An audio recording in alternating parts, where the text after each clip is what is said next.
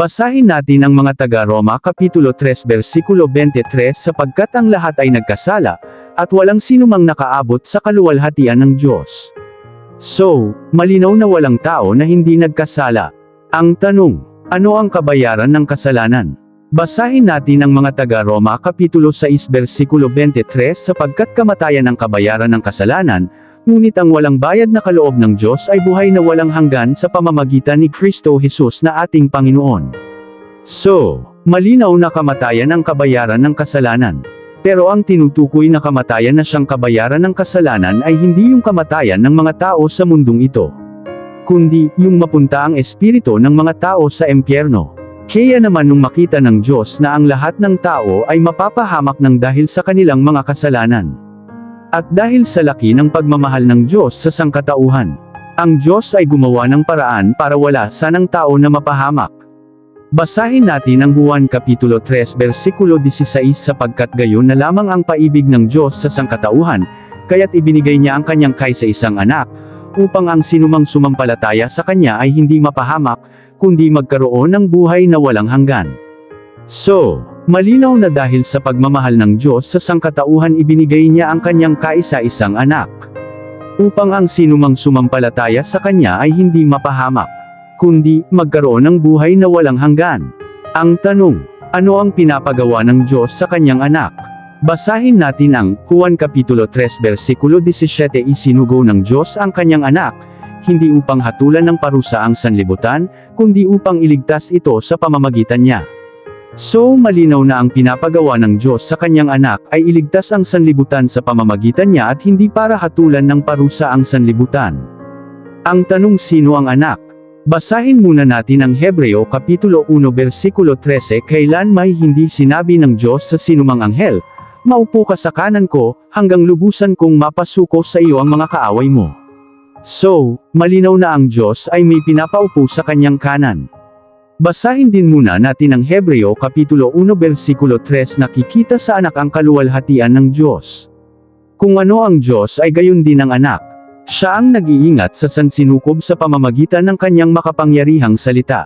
Pagkatapos niyang linisin tayo sa ating mga kasalanan, siya'y umupo sa kanan ng makapangyarihan doon sa langit. So malinaw na ang anak ang umupo sa kanan ng makapangyarihan doon sa langit na walang iba kundi ang Diyos sapagkat ang Diyos ang nagsabing umupo ka sa kanan ko. Ang tanong, sino ang anak na umupo sa kanan ng makapangyarihang Diyos doon sa langit? Basahin natin ang Hebreo Kapitulo 10 versikulo 12 ngunit si Kristo ay minsan lamang naghandog para sa mga kasalanan, at iyo'y sapat na.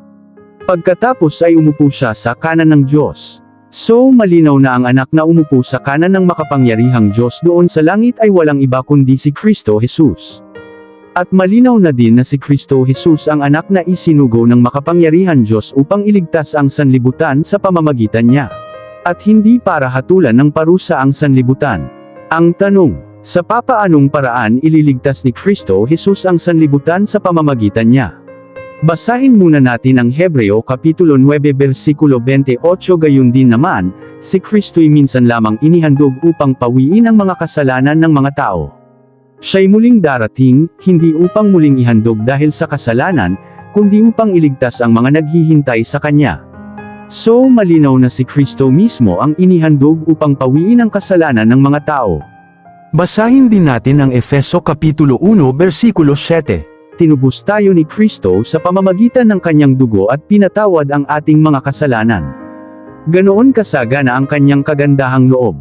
So malinaw na sa pamamagitan mismo ng sariling dugo ni Kristo, napatawad ang ating mga kasalanan.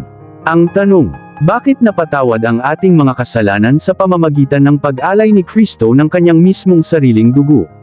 Basahin natin ang Hebreo Kapitulo 9 versikulo 22 ayon sa kautusan, halos lahat ng bagay ay nililinis sa pamamagitan ng dugo, at kung walang pag-aalay ng dugo ay walang kapatawaran ng mga kasalanan. So malinaw, na kaya tayo napatawad sa ating mga kasalanan nung inialay ni Hesus Kristo ang kanyang mismong sariling dugo. Dahil ayon sa kautusan, halos lahat ng bagay ay nililinis sa pamamagitan ng dugo. At kung walang pag-aalay ng dugo ay walang kapatawaran ng mga kasalanan. So malinaw na ba sa inyo? Na dahil sa laki ng pag-ibig ng Diyos Ama sa sanlibutan, nagawang ibigay ng Diyos Ama sa sanlibutan ang kanyang kaisa-isang anak na walang iba kundi si Panginoong Heso Kristo upang maging alay para sa ikakapagpatawad ng ating mga kasalanan. At malinaw na rin ba sa inyo na ang ating tagapagligtas na isinugo ng makapangyarihang Diyos Ama ay walang iba kundi ang ating Panginoong Heso Kristo?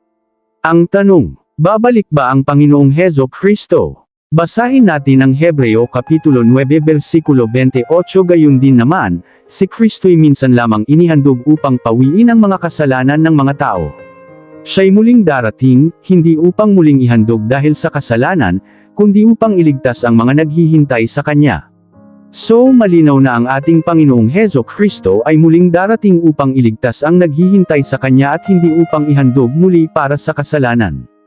Kaya naman mga kapatid, huwag tayong mawalan ng pag-asa at huwag tayong tumigil sa pag-aantay sa pagbabalik ng ating tagapagligtas na walang iba kundi ang ating Panginoong Heso Kristo.